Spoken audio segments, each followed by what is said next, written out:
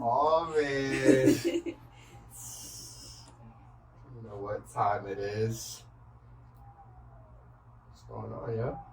That's good, yeah. How you doing? Chilling, bro. Happy Sunday. Happy Sunday. Blessings. We got Belle in here with us. Hi. What's going on, Belle? Shout out Belle, man. Shout out my dad, yeah. My dad, man. Welcome to RTP. Run the Point. Our first official podcast. So thankful that y'all could be here to tune in, to listen to us as we embark on this journey in the podcast world, in the training world, in the hoops world, in the real world, and everything. So grateful, and we're glad y'all could be here. No, that's true, bro. I mean, I'm excited. It'll be a lot of fun training, podcasting, talking. I feel like we do this already without a platform. This is just what we do. So I think it's going to come natural. It's going to be fun. Yeah, I'm excited. Absolutely, man. So why don't we tell people about us a little bit? You go first? Yeah. Today we got me, JLo. We got Supa. We have a third host, Monzo. Couldn't be here today, but he will be here. But yeah, no, I mean, if y'all saw our staff introductions on IG, go ahead and look at it if you haven't. But what's it called? We're going to start a training. We're going to start a podcast. I play basketball here at Occidental College. And I'm really looking forward to, mostly looking forward to working with our youth, inspiring them to be their best, motivating them, and pushing them to really go out and conquer whatever they want to do. And using basketball as a tool, which I think you highlighted, which was really cool. Yeah, absolutely. I'm Supa. I'm a junior at Occidental College. I no longer hoop, which is crazy to even think about. But I played in high school, played at all levels except for the college level. I played at the prep level. I played in the EYBL. I played on the grassroots circuit. And now, even though I don't still hoop, I've had the pleasure of training so many great kids, great student athletes. So that's what I really love to do. I'm passionate about it.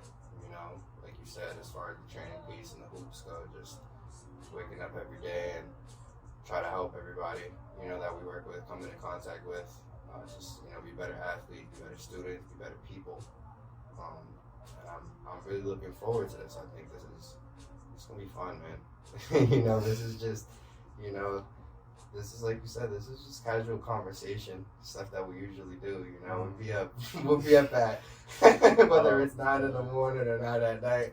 You can probably find us talking about a lot of the same stuff. It's a lot of hoops, man. It's a lot of hoops. Facts. And so since we are called Run the Point, we wanted to start off our first episode. It's called The Art of the Point. We haven't said it yet, but we're gonna get into right now who are the 10 best point guards in the league going into next season. Do we want to start honorable mentions, top 1 to 10? Man, I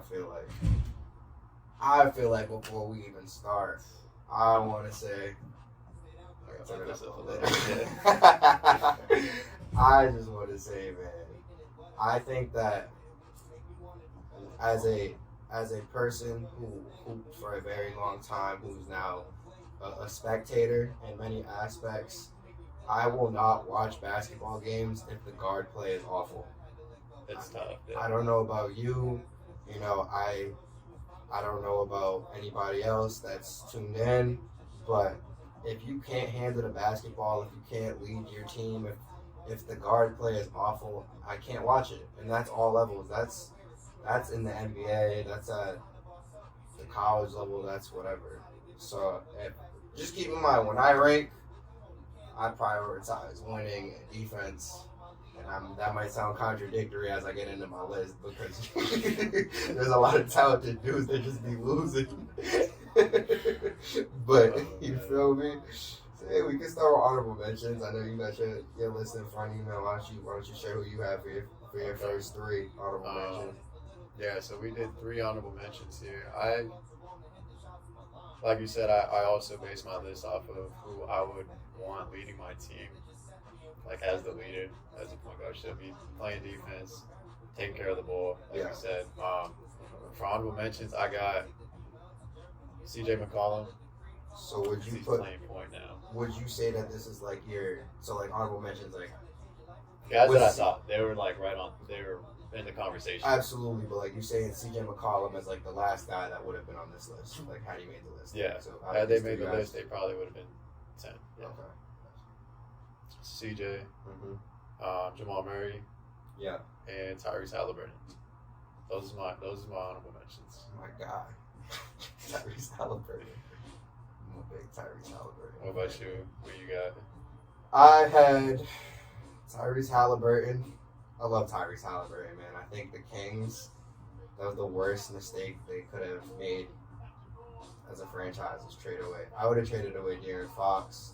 I would have traded away Davion Mitchell. I would have traded away anybody on that team but Halliburton. So I have Halliburton first, my first honorable mention. Second, I have Drew Holiday. I love Drew Holiday. Dude's a winner. For the simple fact that the guys in front of him are a little bit more talented than he is. That's why he's on my honorable mention list and not my top 10. But yeah, I have him right there. And then after that, I have CJ McCollum. I say CJ McCollum because when he joined the Pelicans last year, he took them to a new level, even without Zion. I think the first round of the playoffs, you could really see a lot of those younger guys were like inspired, and I think it's hard to really downplay how much his leadership means to that team, as well as the fact that he can go out there and give you 25, 30 points whenever he wants. I think it's a very, very, very underrated skill. And on the defensive end, he's not a great defender, but for what it's worth, with all those 6'8", 6'9" wings around him that can switch everything, defense isn't nearly as much of an issue as it was when he was in Portland. No, absolutely, I agree. Getting into 10. At 10, I have Drew. Yeah. So, I know you mentioned him in the honorable mentions. Bro, Drew just gets it done, bro. He's a winner. Yeah, he's a winner. He is a winner. Drew's a winner. I think he's top 10 in the league. I agree. He's a winner. I like him a lot. Like you said, I think probably dudes are a bit more talented, especially offensively. But like Drew gives you what he gives you, and it's gonna win. You're gonna win with Drew. So He's a winner. he's at 10 for me. My 10th man, and this guy has potential. I think in the next 3 years to be number 1 or number 2. I think by the end of this year he'll be top 5. I have Cade Cunningham. I love Cade Cunningham. I think Cade Cunningham is a stud. I think Cade Cunningham does things at the guard spot that power forwards can't do. And I think that, you remember when we went to watch the Celtics play last year? Remember when we were in Boston, bro? He had like a 30 ball. He's different, man. He's really different. So Cade's my guy. I have Cade at 10. I think he'll end up being top 5 by the end of the year. I really do. Who do you have at 9? At 9? I know you're high on this guy too. Yeah. Young dude. I like him a lot, obviously. I obviously love him. LaMelo Ball. Yeah. Super talented. I like him. I just feel like guys in front of him, I think I'd rather have to lead my team. But Melo is that. I think Melo's going to prove this year, he's top 10 easily. You can't leave him out of the discussion like we did last year. Mm-hmm. But I think he's for sure top 10. I have him at 9. Yeah. That's fair, man. Who you got? I have CP3. I didn't even want to put him on this list, to be real with you. What I watched last year was crazy. And I think that it should be worth noting that we did not count Luka Doncic as a point guard. Should have been. Because if we did, I would have had no problem putting CP3 under Cade Cunningham and out of the top 10. I think what happened last year was crazy. But at the same time, the guys won 60 games, something around there. The year before, they were great. well, without him, they weren't that good. But when they got him, they were great. The year before that, he's always made bad teams good, and he's made good teams great. And I think it's unfortunate that he doesn't have a ring, because now you can see he's starting to slow down a little bit. But I think for the simple fact that he's just, his leadership, all the intangibles, he still got it, man. He still got it. So that's what I have at 9. Yeah, I agree. I have CP at 7. Yeah. And at 8, right behind him. Yeah. And right in front of Melo, I have Darius Garland. Yes. And I love Garland. Yeah. Garland, I really, really, really love Garland. I think if a couple of these guys weren't going to have really good years too, Garland would have probably been top 5 or 6 for me. But I'm still putting him behind CP too, just because I've seen CP win, and I think not that dudes are underestimating him now because of what happened last year, but CP still. He's CP CP, still, yeah. He's still CP. He's CP. But Darius, Melo, I think they proved themselves this year, like for sure, Yeah. legit top 10 guards. Yeah. Who do you have at 8 and 7? I have Darius also. I'm a big Darius guy. I was intrigued when they traded away so much. Specifically, not really Sexton, because I feel like they had to give up Sexton. When they gave up Laurie, Spider. No. They gave up Laurie to get Spider. Yeah, to get Spider. Yeah. I was surprised by that, man, because I feel like Darius Garland is such a floor general. He's so good. But you and me talk about this all the time. I think what is going to sell the Cavs short this year is that they're just, both of their guards are 6'1". And Darius Garland's biggest problem that he is 6'1". It's not anything he can control. I wouldn't even comment on him as a defender, just because they hit him behind 3 7-footers. But I think with a guy like that, there's nothing wrong with doing that. I would trust Larry Markin a little bit more than I trust Isaac Okoro. But then again, I get it. You get a guy like Spida, and their offense is going to be crazy. The speed at which they push the pace is going to be crazy, and they have the perfect point guard to do that. Garland doesn't really have guard play there is crazy. Yeah, he doesn't have holes in his game at all as far as offense. So I would say that's why I put him at 8.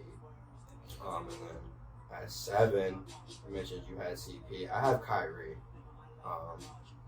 I like Kyrie Kind of low because he doesn't play, and the best ability is availability. You feel me? So that's not to say that Kyrie is not better than the next, maybe even 4 guys I have on this list. But if he's only going to give me 50 games, it's not, it's not what I need. And I remember last year in the playoffs, he had the first game, he was frying the Celtics. And that was in Ramadan. That was with no water. So I was thinking, as a Celtics fan, oh man, this dude's going to get some water, some food in his system. He's going to fry us. We're going to struggle against him. And he just didn't live up to it in the playoffs, Yeah. I still feel like, Kyrie is definitely one of those guys that, when he touches the ball, every time he touches the ball, I think he's going to score. I feel that way. But like I said, he doesn't play. And another thing is, too, I really don't think he likes basketball like that anymore.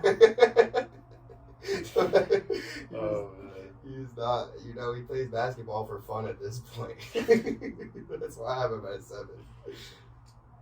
Who do you have at 6? I have none other than James Harden. Okay. And I have Harden at 6 too. Yeah, this is crazy because I think Harden could be in the MVP combo by the end of the year. I think he has a great bounce back year. I don't think he ever got fully healthy last year, which was tough for him. I think getting traded and then having to, share the rock with guys like Tyrese Maxey, Joel Embiid, it's tough, to just adjust when your whole career you've been the guy. It's different than playing with KD and Kyrie. They were never really healthy when he was there, so he still had the ball in his hands all the time. And I think when he went to Philly, that was the first time that he had to actually adjust to being a point guard fully, as a true facilitator and not a guy that's going to give you 35 points and pass it when he doesn't think he can score. Yeah. Which is the big difference between him now and him in Houston. But I think dudes wrote him off too early. I think he has a great year this year. I think he's going to do a lot of damage. I agree. I think he's comeback player of the year. I think he's all NBA by by the end of the year. I agree. But he's number 6. He's fringe top 5.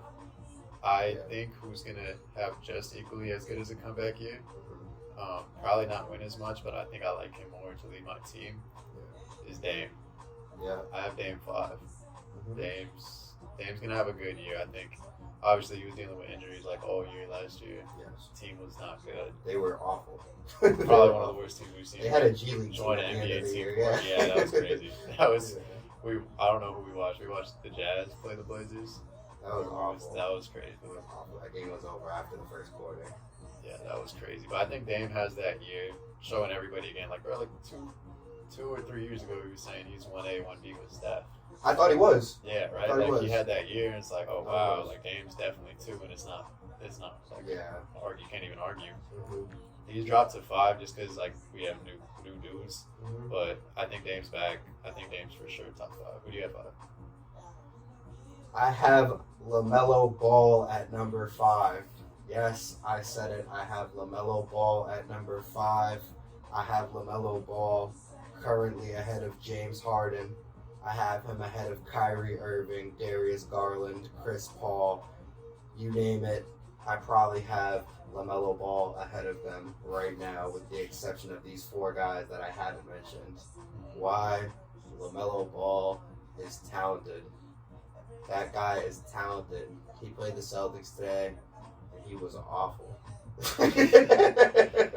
He was awful. He shot like 5 for 19, turned the ball over, couldn't guard a parked car, but I don't care because LaMelo Ball is the guy. And this is where I said I might contradict myself a little bit because I love defense, I love winning, but I love point guards that can do what LaMelo Ball does. LaMelo Ball has size, he has swag, he's just a character, he has a personality, you feel me? He's not a robot, he's out there having fun, he enjoys the game, and the dude is still younger than I am.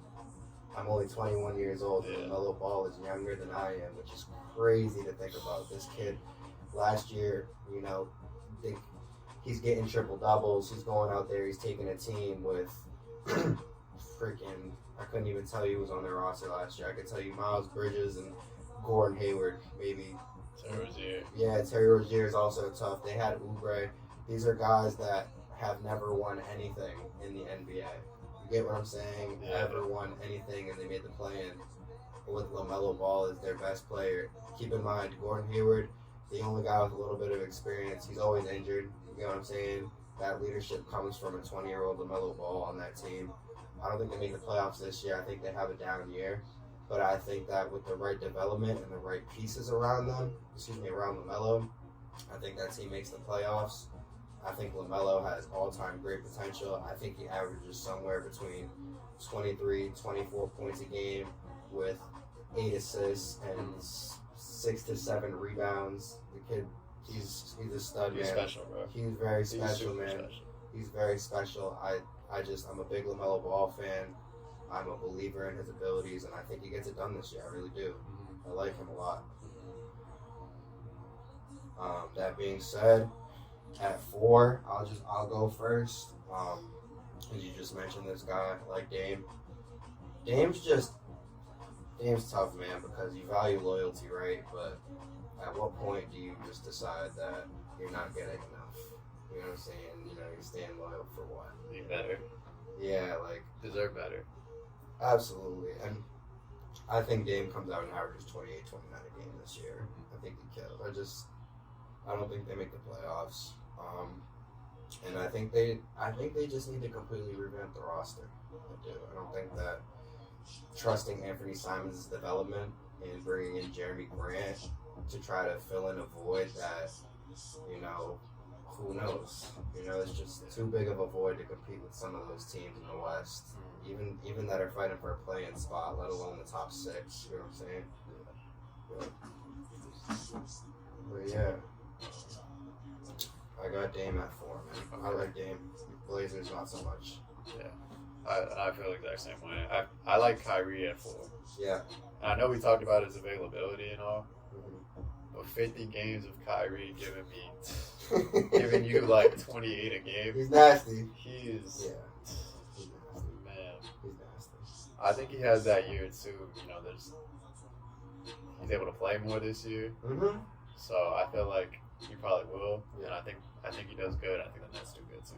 To be honest, Absolutely. Kyrie's still one of the best players in the game, in my opinion. I think he's 4. I think he has a much better year than last year. I think Kyrie Irving is the nastiest player ever. I would say that without a doubt.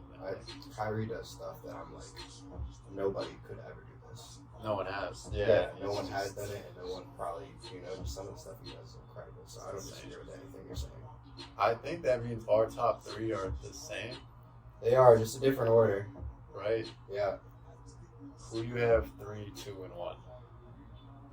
I have Ja Morant at number 3. That is my third guy. I think that Ja Morant is a great player, explosive. He's fun to watch. He's a great leader, and he has that dog in him for sure. I think his inability to consistently, when I say consistently, I mean people step up on him and have to guard him, is just the 3-ball man. I think if he can shoot 36, 37% from 3 off of the dribble with people in his face, stuff like that as a shot creator, I think he has potential to be, I don't want to say 1 because the guy that's 1 right now, I think we can both agree he's the best point guard in the league, but could definitely pass the guy that I have above him. I like Ja. I think if he develops the jumper, it's hard to argue that he's not top 2. Mm-hmm. Yeah, Ja's 2 for me. Yeah. I think I know it's 2 for you then. My guy. Your guy, yeah. My guy. I think Ja's my guy though. Ja is, bro. He is something else. He's different, He's man. freaky, bro. He's different. It gets really freaky with him. He's different. It gets bad when he's on the court. He's that dude.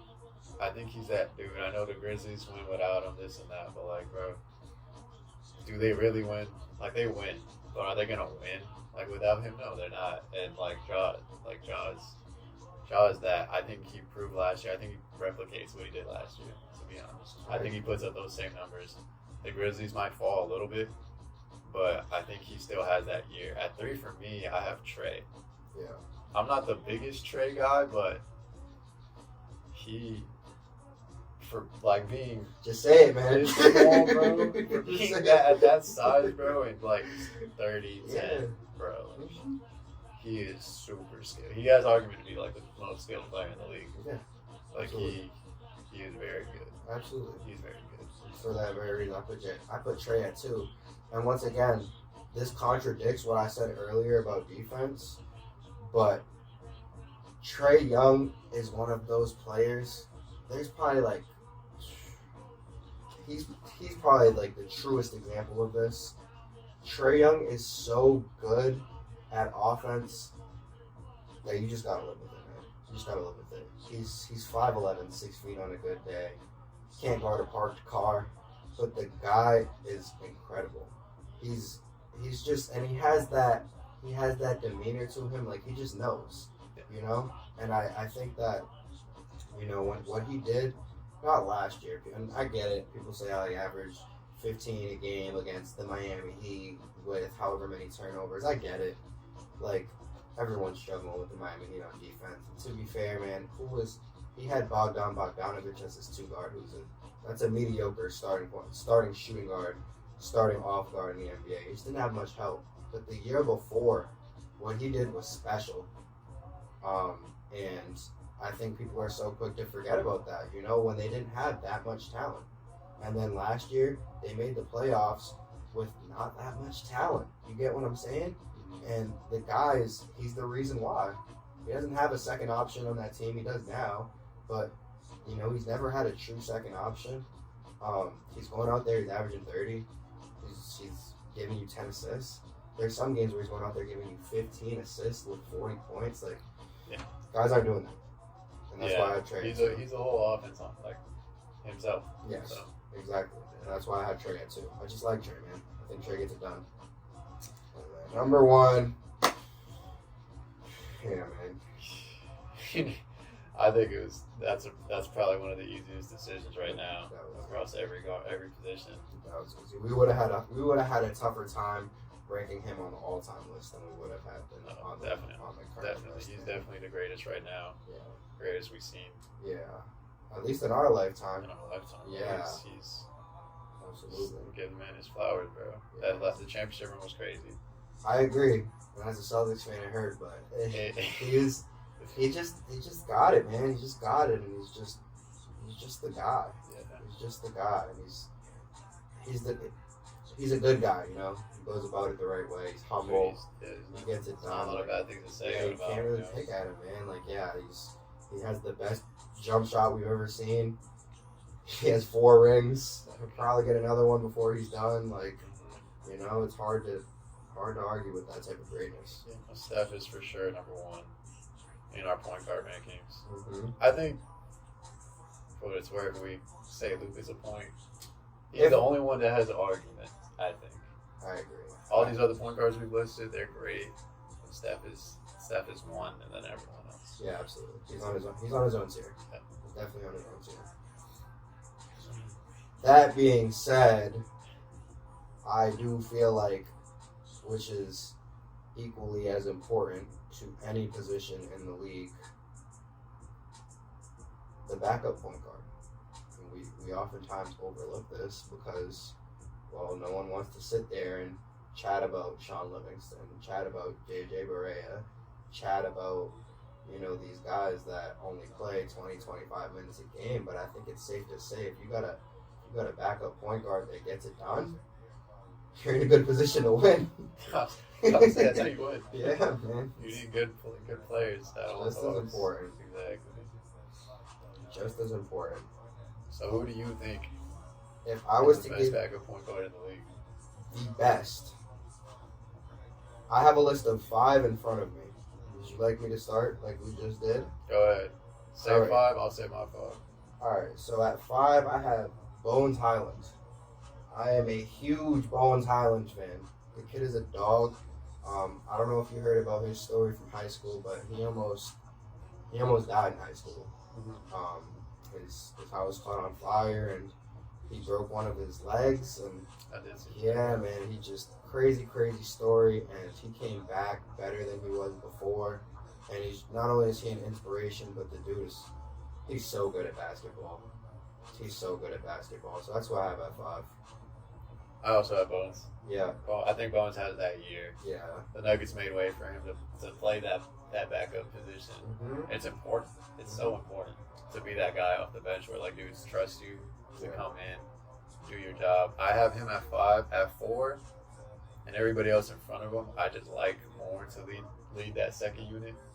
A guy I want, like, maybe even finishing games, right? Mm-hmm. I have Pat Bev at 4. I also have Pat Bev at 4. For the simple fact that Pat Bev is a dog. D-O-G. Pat Bev is a dog.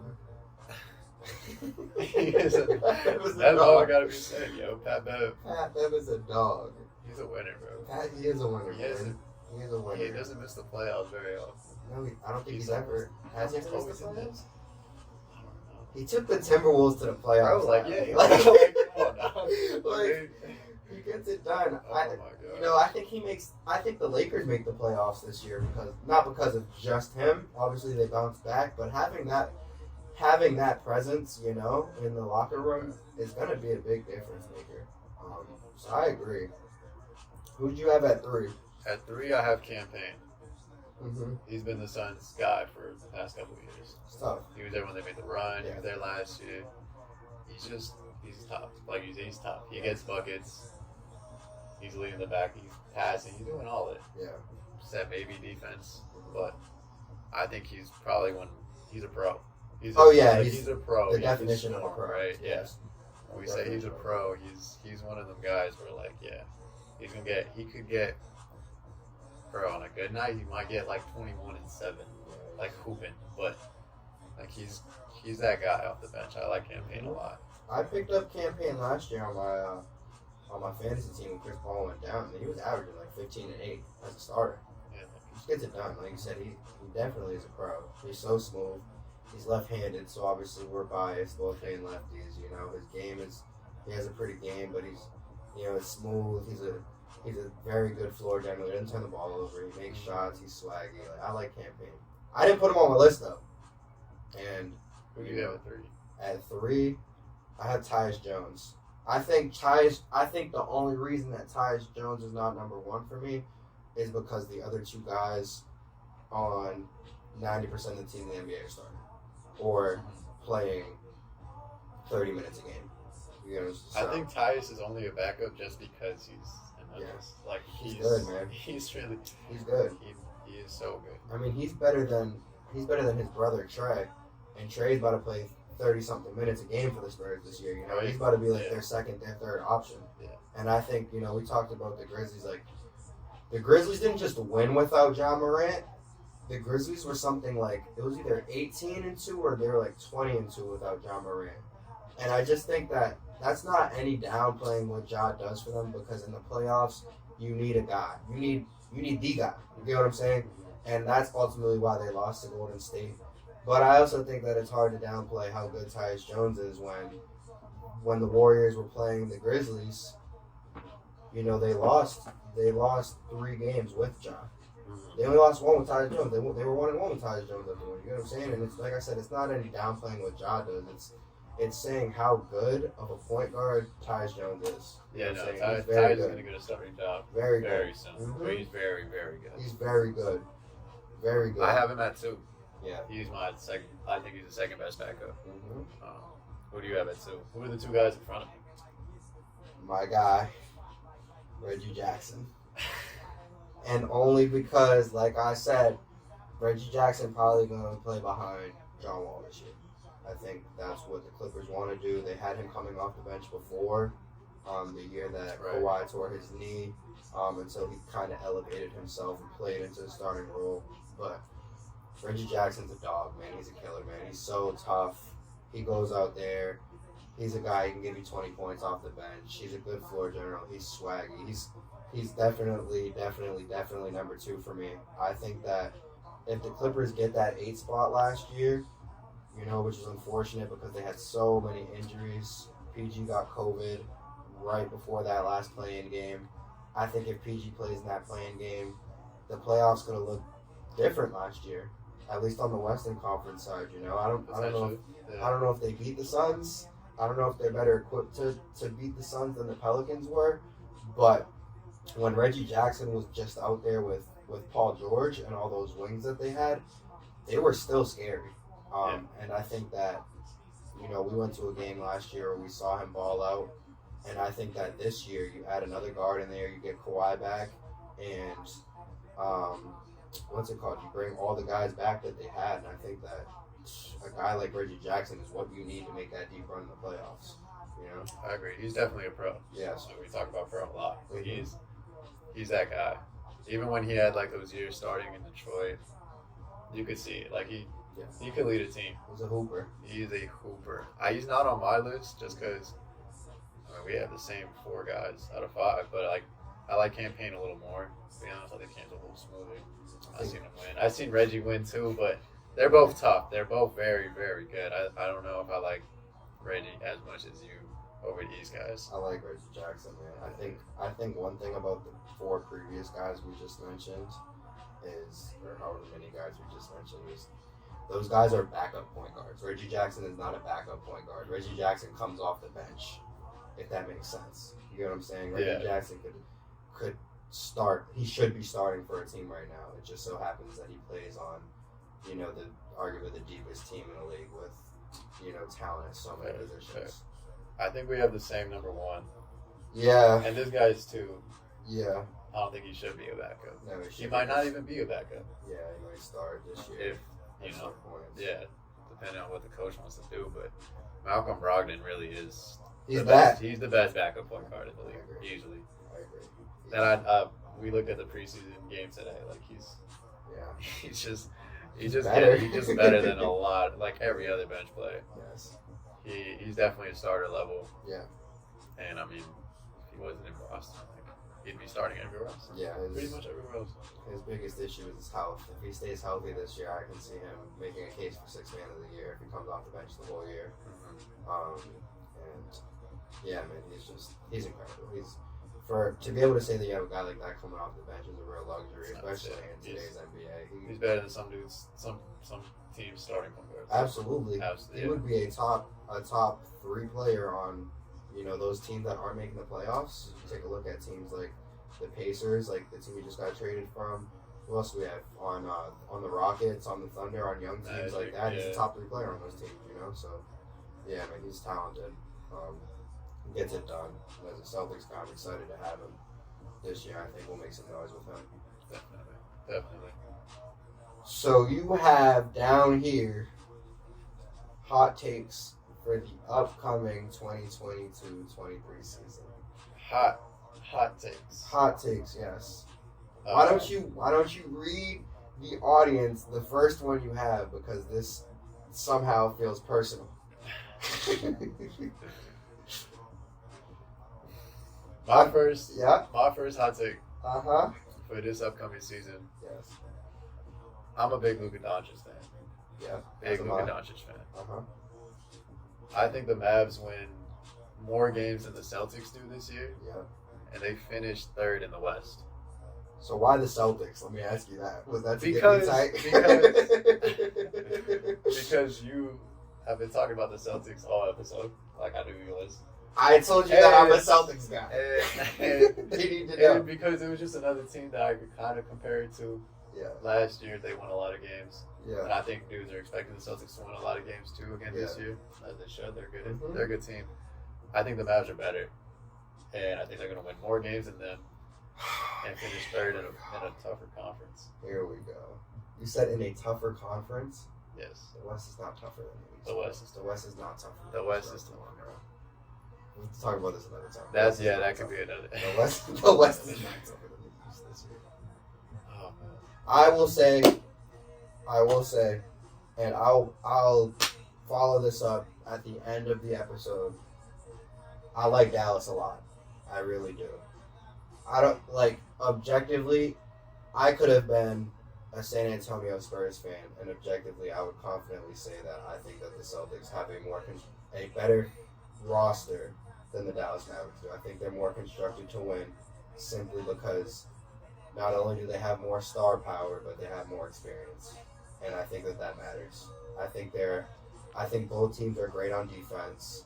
I think that the Celtics, at the end of the day, having 3 6'4", 6'5" guards that can guard 1 through 3. You send him to a guy, he's injured right now, but you send him to one of the best rim protectors in the league, or you send him to 6'8", 6'9" jumbo wings that can guard 1 through 4. I think it's tough to argue with that. I hear you, bro. But at the end of the day, the Mavs have Jason Kidd and Luka Doncic sitting on their bench. Let me remind you. That is a scary parent. Let me We remind saw what Jay Kidd did. Jay Kidd is that. You can coach. He's a great coach. I'll give him that. I can't say much about my coach right now, so I will say that Jason Kidd is a great coach. I'll give you that. They have talent, but let me remind you that last year when I told you that the Celtics were going to the NBA Finals, you thought they were going to lose to the Nets, and then you thought they were going to lose to the Bucks, and then you thought that they were going to lose to the Heat. I said they beat the Heat. You said the Heat were the best team in the Eastern Conference last year. I said they were going to get a 1 seed. Bro, and then when the Celtics played them, you said, I think the Heat got this one. That's why you're laughing. Nah, That's why you're laughing. Once the Celtics beat the Bucks, I was like, yeah, wow, they're going to make fun. They're just, and bro. we agree that they're more talented. They're a lot more talented than a lot of teams. Easy. And I don't even say that to get under your skin. I just say that because I feel like the narrative right now surrounding the Celtics is like the same. It was kind of similar last year, like they're right there, they got it, but they just, people just writing them off because of the simple fact that, their best player was in the finals last year. He wasn't playing well. You get what I'm saying? I understand all the critiques. I just feel like when you're talking about the teams like the Bucks or teams like the Warriors, the Celtics earn that respect. They can do it, and that's all I'm saying is that I'm not saying that the Mavs. I don't think that the Mavs are any worse talent-wise than the Celtics are. as far as what they can do. I just think they have to do it, and that's all I'm saying. I think if Luka would have made it last year, I would have been like, conference finals. he did, and it was tough, but it wasn't very close once they got there. You know what I'm saying? Yeah, no. And That's fair. And I think that the Luka making the conference finals once is great. The Celtics have done it 4 times in the last 6 years. I think they're there, and I think that they're a step away. But that's not what I came here to argue about, or to not argue, but to debate about. Let me hear a hot take. A hot take? All right, man. I think that the New Orleans Pelicans will finish top 4 in the Western Conference this year. On top of that, I think Zion Williamson comes back and starts the All-Star game this year. And I think he finishes top 5 in MVP voting by the end of the year, should he stay healthy.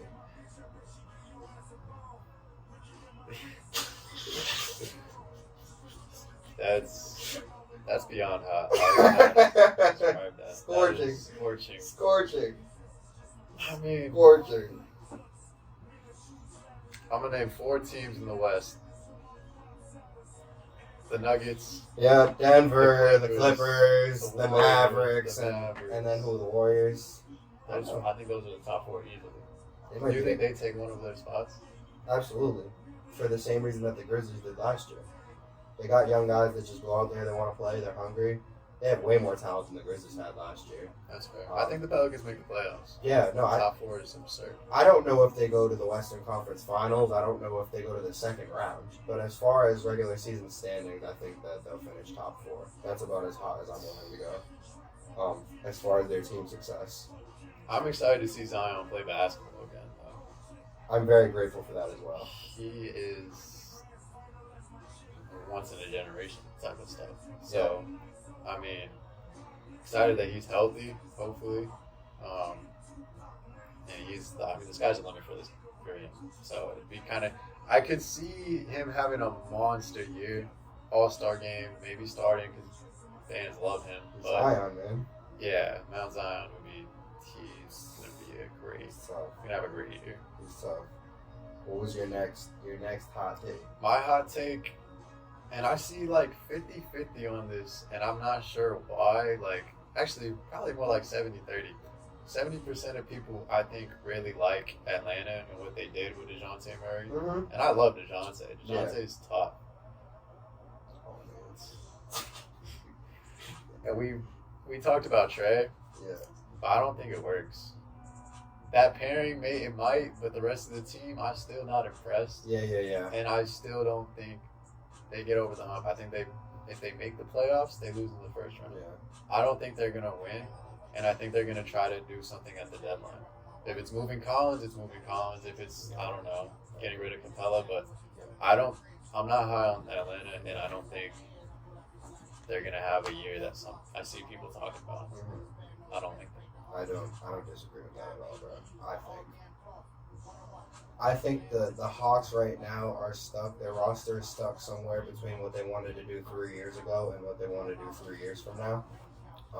Yeah, bro. Like, probably winning 2 years ago it kind of sucked.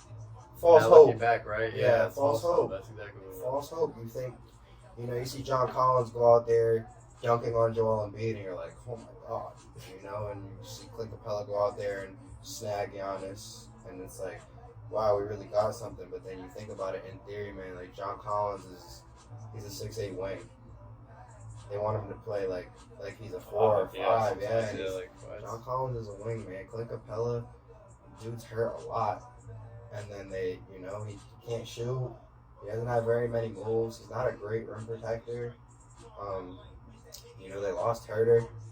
They lost Gallo. That was a big loss for them. Gallo played a lot. He played a lot. And what he does is 6'10", stretches the floor. I don't love DeAndre Hunter. I think he's good. He has potential. But I don't disagree with any of what you just said, bro. I think that in theory it sounds good because you pair one of the best offensive point guards with one of the best defensive point guards, and it's like, oh yeah, this solves all of our problems. And it's like, nah, you guys have way more problems than, you know what I'm saying? Like, yeah, like they would have been fine with going out there with Bogdanovich and then getting a player of DeJounte Murray's caliber at the 4 or the 5. I think that would have been better for them. That's what they needed. Yes, I agree. What about you? Next hot take for you. This one's for the Chicago Bulls fan in the room. Shout out my girl Val. I do not think the Chicago Bulls make the playoffs this year. I say that. Lonzo's going to be out the majority of the year. We know that. Yeah, it's unfortunately. Lonzo's really good. That's a huge loss. And then it's like, I just don't get, like, what are they trying to do? You get what I'm saying? Like, you don't have any really great defenders. You have Pat Williams. They're running it back. Yeah, they're really running it back. Running it back. See, like, I think health is just the biggest question mark. Yeah. If they're healthy, hopefully Lonzo plays. Mm-hmm. Pat Williams was hurt the Yeah. whole year, and he could be that missing like 4 Yeah. guy to guard the Giannis or whatever. Mm-hmm. I also failed to mention Caruso. Caruso's a great defender, but Caruso struggles to stay healthy, man. And that bench is. They didn't do much to get better. Yeah, that bench is. They're banking on being healthy and winning. They picked up Andre Drummond and were like, oh man, it's like so many more problems. They need to fire their doctor. They need to get Lonzo back out there. And yeah, it's so weird what's going on too with that. yeah, so I just DeMar in the playoffs has always been less than impressive. I think they're gonna struggle. I think that they probably finish at the 9 or the 10 spot in the East this year. That's where I see the Chicago Bulls being. Mm-hmm. Let's go one more hot take each. One more? One more. Oh man, I had 2, so let me cram this into a mega take. I was gonna say Harden. We already talked about Harden. I think we agree on that. Yeah. I think we agree on this one too. But I think I'm gonna say it now, and you might agree, to be honest, because we be thinking the same sometimes. But Rookie of the Year, it's gonna be Ben Mathurin. I do not disagree with that take, JLo. You know that's my guy. Ben freaking Mathurin. He is so tough. I think he's going to get all the opportunity. At least he should. And next to Reese, I'm not sure there could be like a better pairing of like guards. Yeah. Mathurin could probably also play the wing a little bit, but I'd like him at the 2, and he is so. I think he's gonna like the NBA is probably better for his game also. Yeah. And he was hooping in college. He's so good. He's gonna kill. I think he wins Rookie of the Year. I think people are gonna be like, what? He's so good. He's so good. I'm a huge Ben Mathurin guy. I agree with that take. Well, let me not say I agree with it, but I don't see anything wrong. I know. I hear Paolo. I hear like, bro. Paolo's diff. Paolo's diff, bro. But Ben Mathurin, I think he's gonna have that year. He is I don't really know. good. I like Ben Mathurin a lot. He is really good. I love Ben Mathurin. And playing next to Tyrese Halliburton, I love Tyrese Halliburton. Like you said, that pairing is just going to be incredible. My last hot take. Let me cram this into one. It was 2 teams. We just talked about it. I think the Dallas Mavericks win the Western Conference this year, and I think the Celtics win the NBA championship this year. I think they play each other in the championship this year, and I think the Celtics take it. That would be a crazy finals match. Yes, That'd be so fun. I think that would be the first time in the past 20, 30 years where this was like the stars were just like, it's like rest his soul, like no Kobe, right? No Braun, no Jordan, right? You see Jason Tatum, you see Luka Doncic, and you're like, that's the league. Right. That's where we're going. Yes, exactly. You think this is the year where it's like, it's here? I think they got, both teams have the talent. I love what Dallas did with their front court. I like Jason Kidd a lot. I mean, the Celtics had 23 turnovers today, but they had like 40-something assists. Their defense is crazy. Really? I just think that if there's ever a time, it's now. And, like I said, a lot of people write them off because of the adversity that they faced. But once they get healthy, I think they're right there. I think they're good to go. And I think that would be a great, great, great way to finish the NBA season would be to see Luka Doncic and Jason Tatum in the NBA Finals. Man. So that's my last hot take for today. They win the West. I think they win the West. And theoretically, Luka was already, not even theoretically, realistically, Luka was already giving Kawhi and PG 40 with no talent on his team. Now you add 2 years straight. Exactly. Now you add, right? You add a 6'11" guard and Christian Wood. You add JaVale McGee, who's great. I think he's a champion. And you get J. that. Kidd has another year with them. Mm-hmm. I think. And then you add, they added Spencer Dinwiddie last year. He's going to average between 17 and 20 points a game this year. You get back Tim Hardaway Jr. I think they'll be good. I think they will be very, very good. I'm looking forward to it. Yeah, it's all good. I think that wraps up episode 1, bro. You think so? The Art of the Point. The Art of the Point, episode 1 in the books. This was fun, man. To talk into a mic about stuff that we do every day. About stuff that we talk about every this day. conversation, Yeah, man. it was pretty cool. I agree. Very cool. This was fun. Yeah, man. Shout out, like I said, shout out my dad. I know my dad tuned in right now. He probably listening to me talk about the ball being better than Chris Paul. Like, what the hell? Shout out ATR. Oh god, shout out ATR. Shout out Jess. JLo's sister. Shout my out little Jess. sister. Shout out Jess, working hard. Shout out Belle for being in here and giving us the chance to have our show. This is great. Recording us. This is fun. Shout out anybody who's listening. Guys, shout out all our listeners. Hope y'all have a great week. Absolutely. This wraps up episode 1 podcast. For those of y'all that don't know our socials, follow us on Instagram at Run the Point. And then what's the YouTube? Yeah, exactly. So we've recorded actually us talking. You guys get to see us in the video too. So tune into that. It'll be posted on the Instagram, but it's also on our YouTube channel at Run the Point. Yes. Clips from that will also be posted to TikTok. We have a TikTok account. Yeah. Go follow that as well at Run the Point. That's a wrap, yeah. Yeah, man. Congratulations, episode 1. See y'all.